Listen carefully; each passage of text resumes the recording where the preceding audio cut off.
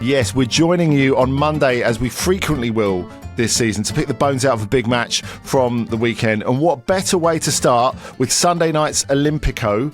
Lyon 1, Marseille 0, and what better man to join me to pick the bones out of said game than Jonathan Johnson. Hey, JJ, I just wanted to get into this from the off, really. It's always such an intense match between these two, which is why we picked it up.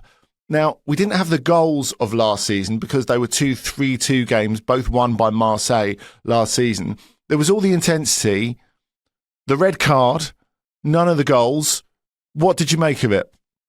I still think it was a fascinating watch. It is a big game, like you said. I think people underestimate just how big a match it is when the two Olympique clubs go head-to-head in Ligue. But for me, this was, I think, a potentially season-defining game for both. I think it suggested that Lyon are going to be competitive this year, despite having to get rid of a number of big-name players. And I'm sure we're going to touch on the latest potential outgoing transfer very soon. But also the fact that Marseille, they have this opportunity in the early part of the season, or in theory, they had this opportunity in the early part of the season to make the most of potentially some of their bigger rivals, notably PSG, potentially starting slow. We know now 3 games in, that's not been the case at all with PSG.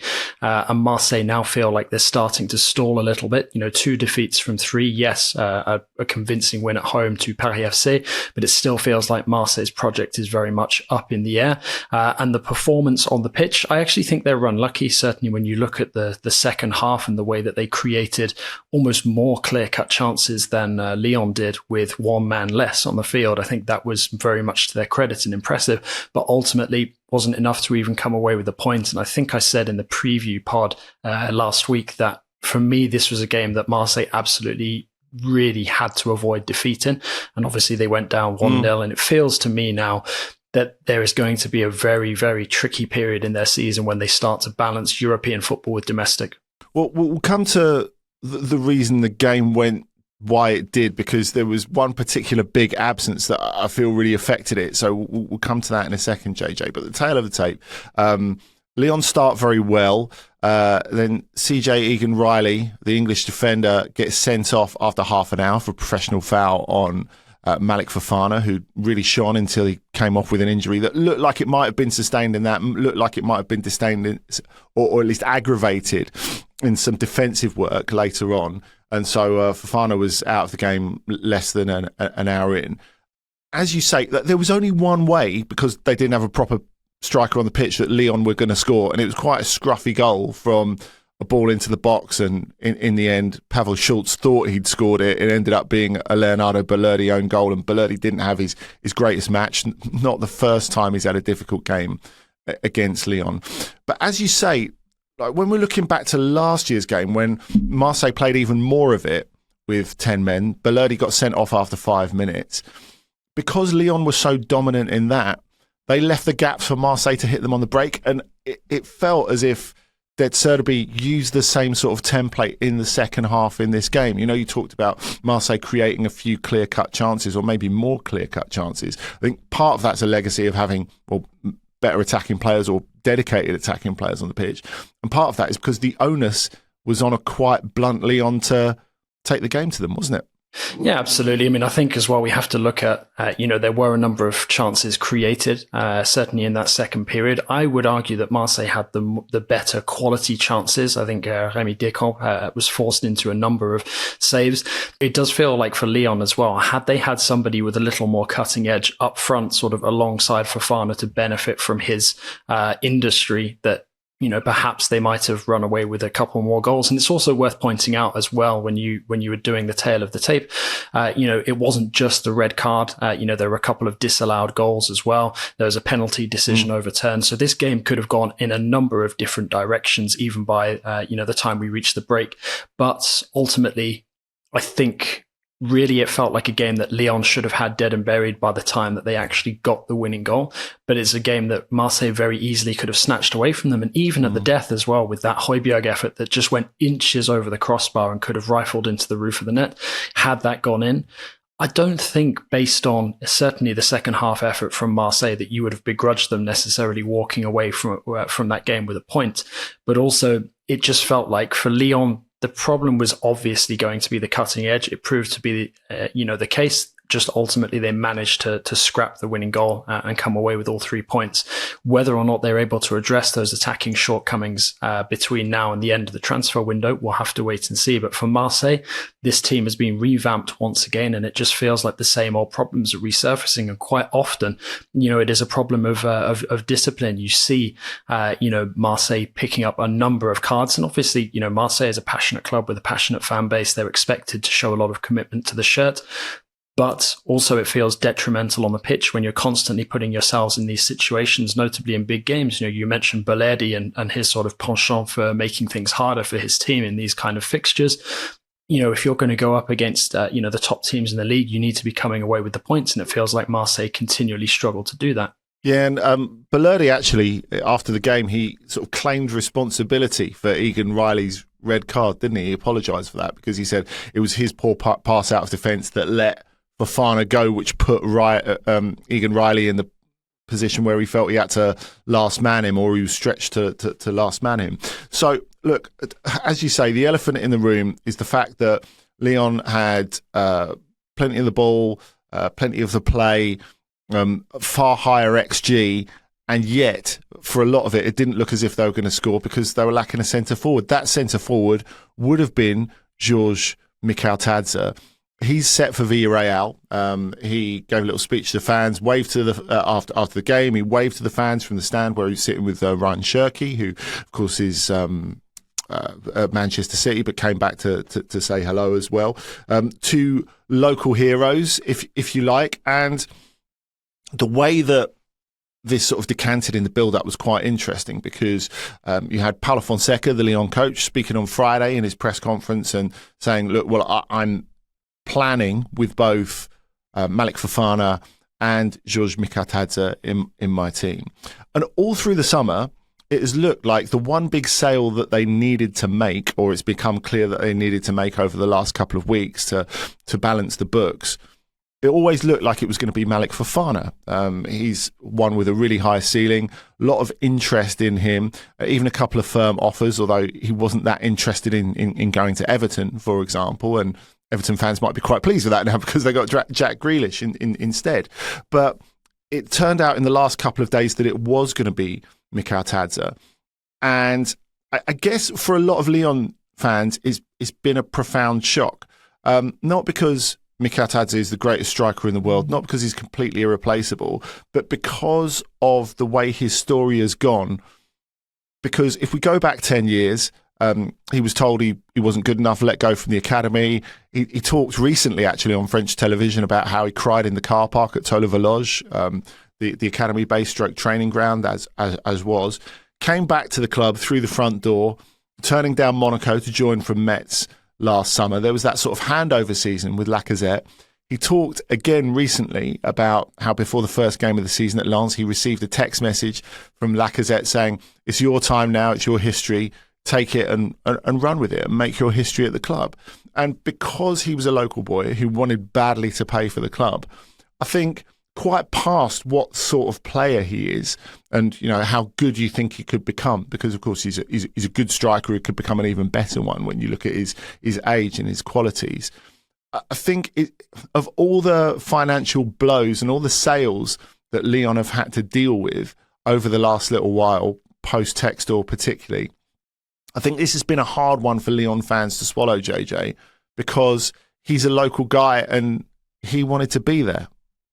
Yeah, absolutely. And I think that was reflected in, the hot reception that they gave him, hot in a positive way. It was really nice to see them certainly, towards the beginning of the second half when during a moment where the ball had gone out of play, the camera panned to him, and the crowd gave him, sort of almost a standing ovation. And I think that reflects the fact that they recognize his journey with the club, hasn't necessarily come to full fruition in the way that it could have done. Who knows what the future holds for the remainder of his career, but I think they recognize that obviously he was extremely unlucky and bitterly disappointed with the way things worked out when he was a youth academy prospect, and then he came back off the back of a very successful Euro campaign with Georgia, having done extremely well with Metz, firing them back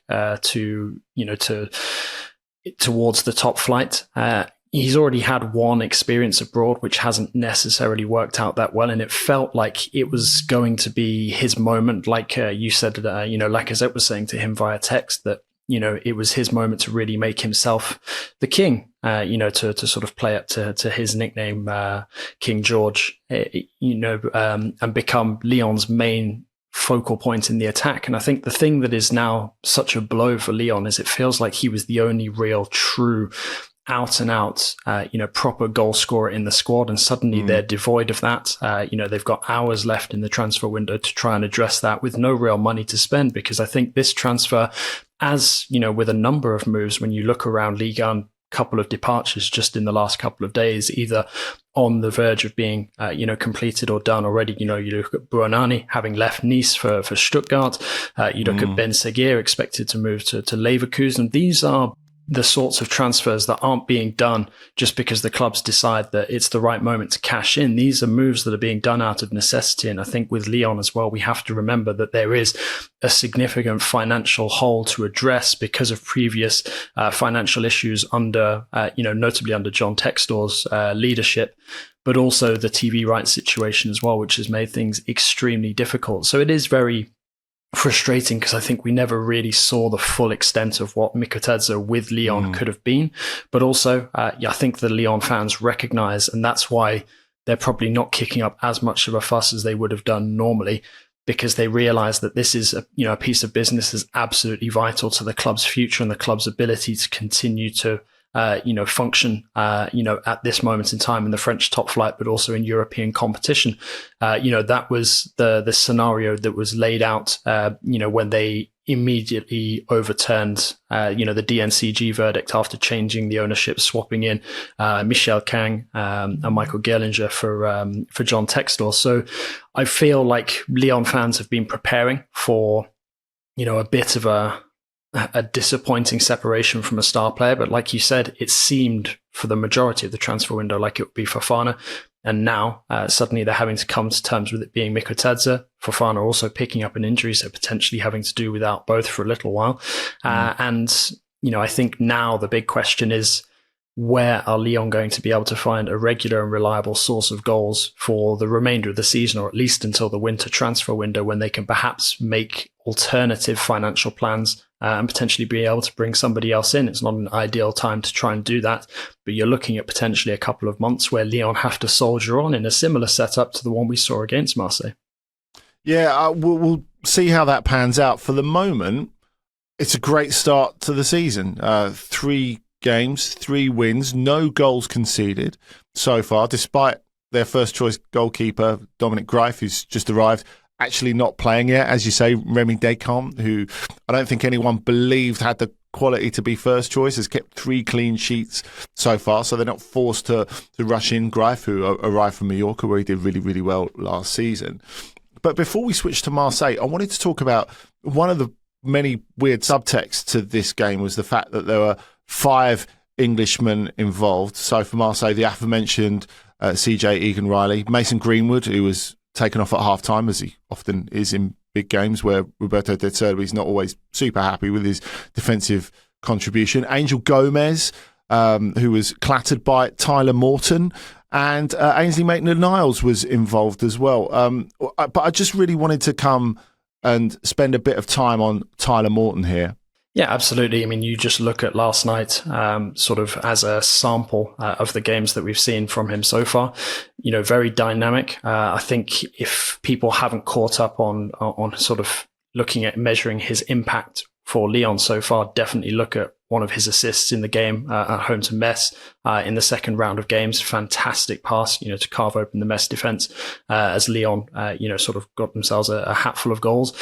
And for me, I think, he is showing really strong potential. He's part of a really intriguing approach to the transfer window with a limited budget. And you look at some of the players that Lyon have brought in this summer. You mentioned Greif. You also mentioned earlier on, one of the Czech additions, Schulk, but you've also got Karabec as well, who was playing sort of as a default striker in the game against Marseille. So I think, Lyon have done as best they can in terms of boosting the ranks with players who were within their budget. But I think the addition of Tyler Morton really feels like it's a proper qualitative addition to the group. And he's a player who, has the right level currently to perform in Ligue for a club like Lyon, but also has the potential to rapidly develop and become one of the sort of star turns of the league. So obviously, disappointing to see one of sort of the Englishmen on show, Egan-Riley, get dismissed. But also, I don't think there could be too many arguments really with the decision. I don't think he left the ref with much of a choice, sort of the way he flew into the tackle. But, I do think it was a good sort of illustration of just how strong a platform Ligue 1 can be potentially for other English talents who are thinking about making the move abroad, similar to the way that the Bundesliga has also done wonders for some England stars, notably Jadon Sancho and Jude Bellingham. Let's get on to Marseille, JJ, because as you said at the top, 2 away defeats so far, already 6 points behind PSG. Look, I think because PSG is such a machine, it's impossible not to think of it like that. And of course, they had very high hopes for this summer, and they'll have high hopes again when we get to the end of the international window, because of course they're going to be one of the busiest teams in Europe on this transfer deadline day, and they will probably have a completely different 11, or a very different 11 at least, by the time that we get to the next round of Ligue 1 fixtures. But you talked about the win against Paris FC as well, where the 5-2 didn't really tell the whole story. The way they kind of ran away with it at the end made it look, I think, from a distance like a more comfortable win than it actually was. Obviously, we've had the Rabiot and Rowe confrontation. We're expecting Adrien Rabiot to join Milan, and that might be official by the time you listen to this, listeners. But there's been a lot of uneasiness quite outside the personnel changes. Is Roberto De Zerbi the right man to marshal this calmly? In many ways, I think Roberto De Zerbi is the right man for the challenge. Is he the right man to pragmatically work his way through Marseille's inherent issues, which predate his arrival and will still exist after he leaves at some point in the future?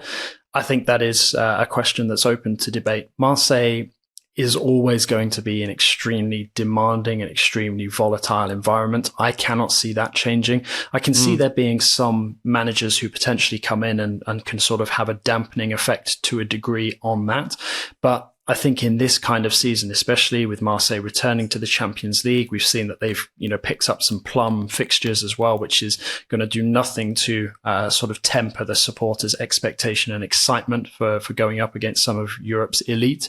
I do think that it's going to be a really challenging period, not just for De Zerbi, though, also for the club's hierarchy as well, and also the fans' patience, because I think they really needed to make a fast start to this Ligue 1 season. As we've established, they haven't, losing 2 of those 3 games, but also, as you alluded to, against Paris FC, going 2-0 up, getting pegged back to 2-2. Sure, they pulled away with it at the end, but they pulled away with it after Paris FC went inches away from making it 3-2 and potentially threatening an upset away win as well. So, for me, I think that the next couple of days are going to be pivotal. I think the decision, whatever happens with Rabiot, is going to be an indicator as to whether Marseille, have the opportunity to really, sort of strengthen the institution, so to speak, by sort of, drawing a line in the sand as to what's acceptable and what's not. Because I think reintegrating Rabiot, which seemed to be up until, the last sort of like day or so, De Zerbi's expressed desire, it seems like to me that's something that could potentially weaken the club in terms of, undermining the leadership and the hardline stance that Benatia and Longoria have taken on the issue. So you look at the expected transfer dealings that should be done within the next couple of hours and days. Matt O'Reilly coming in from Brighton. I think that's going to be a really interesting one, because it's not, he's never really been able to sort of settle and show what he can do consistently for Brighton since joining. So I think for him to get a fresh start with Marseille, potentially coming in as Rabiot comes out, that's going to add a new dynamic to this OM midfield. And I think, Marseille, as much as it seems silly to say after his scrap with Rowe, I think Marseille will miss Rabiot because they'll miss his experience. They'll miss sort of his consistent performances and that kind of steady hand that he brings to the team. And De Zerbi has, spoken publicly about how important that is, not only to what he's trying to do on the pitch, but to what the club is trying to do away from the pitch as well. But ultimately, there have to be standards set, and I do think that it opened the door to the potential chaos that usually engulfs Marseille, to rear its head, possibly even before Christmas, had Rabiot been reintegrated immediately. So we'll see what happens in the final couple of days of the transfer window. And if he does indeed make the move to Milan, going back to Italy, where he has, performed well over the years with Juventus. But for me, it feels like De Zerbi now, he has an opportunity, to really, try and stamp his authority on this side, where they're going to have to be disciplined, trying to balance European and domestic commitments. And it's going to be tricky to strike that balance because they're already playing catch up in Liga. And it feels like they might now have to be pragmatic, something that De Zerbi, historically doesn't do particularly well, and sort of prioritize where they feel is going to be a realistic expectation for them to finish in Liga, and how competitive they want to be in the Champions League, because the fans won't accept, Marseille essentially being one of the also-rans. They'll be looking for them to be extremely competitive in the league phase, and for good reason, I think. I think that's it, isn't it? It's that we don't really know if De Zerbi's capable of balancing, especially with the intense way that he likes to train and play, if he's able to balance Liga and Champions League. And as you say, Marseille have lived for ages off being the only French men's team to win the Champions League. Of course, that's changed with PSG this year, but of course they won it back in 1993. They start in big style, going to Real Madrid on the first game. That's absolutely huge for them. If you think that was Didier Drogba's first game in the Champions League proper for Marseille, and that's something that sticks in the mind as well. But I guess that's part of the reason that they've needed this really busy transfer period. I mean, you've got Vermeeren has already come in, a midfielder of great promise for who it didn't quite work at Atletico or Leipzig after a really good start at Antwerp, where he came through. You look at Gutueda, you look at O'Reilly. Egar is likely to come across from West Ham as well. I mean, I don't think it was any exaggeration when I said before it could be a completely different team. I mean, we've talked about De Zerbi, JJ. I just wanted to talk a little bit about the president, Pablo Longoria, because he's someone who I think has lent himself a little bit to the volatility of Olympique de Marseille as a club, just like you think that in that way De Zerbi fits. He's someone who's an excitable character and he suits the landscape in that way. But I guess one of the criticisms of Longoria over the years has been he doesn't stick with anything long enough. He makes too many changes in terms of coaches, which is sometimes unavoidable, of course, but certainly in terms of personnel. And he comes from this sort of sporting director background, so he knows a lot about player trading. And it all feels a little bit restless sometimes. You talked about George Mikatadze being picked out in the crowd. During the game last night, you had a lot of Pablo Longoria on his phone. And obviously, every time he's on his phone, a day before the transfer window, you're thinking of, okay, right, he's probably on top of something here. There's probably some sort of move.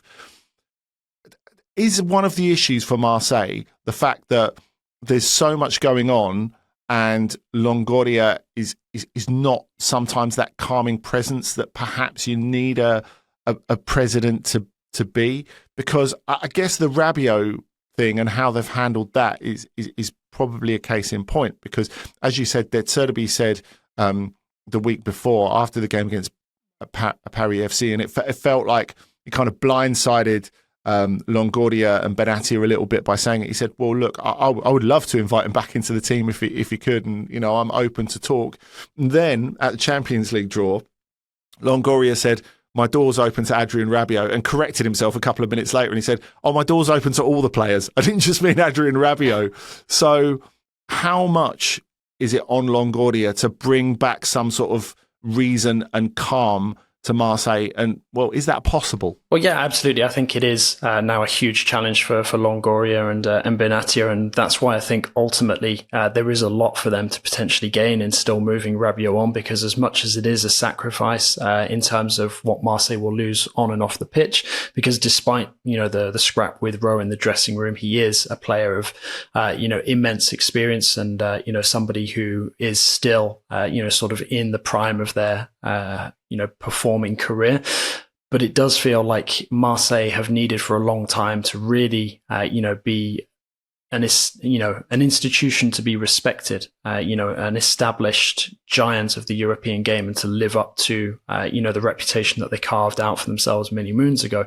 And it's felt like they've very rarely done that over the last couple of years. And you're right. I do think at times Longoria has, contributed towards the chaos, that all too often, consumes the club. And I think, even De Zerbi in some of his press conferences coming into the season, without sort of wanting to talk PSG up too much, sort of alluded to the fact that PSG at one time were not necessarily respected as an institution, but managed to turn that round in, relatively speaking, quite a short space of time. And it feels like Marseille know the value of, potentially doing that, because they don't want to just be a team that occasionally qualifies for the Champions League and then people remember that they won it all the way back in the early 90s. They want to be a club that's competing, for the Ligue title every season, qualifying for the Champions League season after season, and hopefully winning some French domestic silverware as well.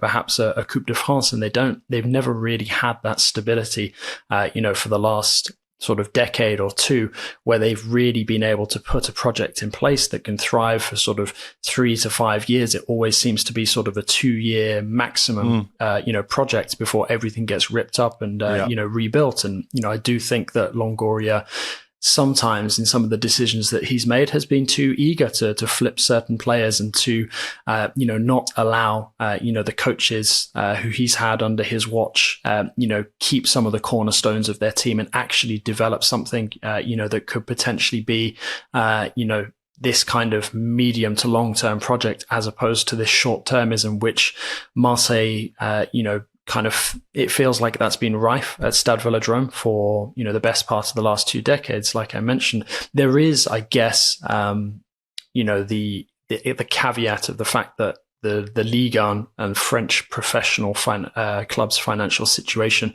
is such that clubs have to specialize in this, ultra accelerated player trading. And if, there is a big transfer fee to be earned from a player who's only been at a club for 12 months, maybe sometimes even less, then, those players do have to be flipped as quickly as possible while their value is high, because that ultimately will keep the coffers full. So there is, I guess, that pressure, but it feels like, okay, outside of that, context, it feels like Marseille have been too willing to do that over the last couple of years, especially when they have had squads which on paper have made sense, at least to finish sort of in the top 3 and to close the gap.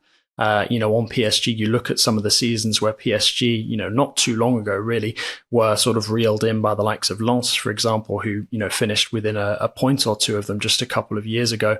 And obviously when Lille to the title, sort of just after COVID as well, there were opportunities there which, had Marseille been, maybe a more solid project at the time, they might have been able to, be the ones competing with PSG and being taken more seriously than they are at this moment in time. And that's why I think taking a hardline stance on the Rabiot issue and ultimately showing him the door is probably going to count, in Marseille's favour in the long term, because the institution will be respected.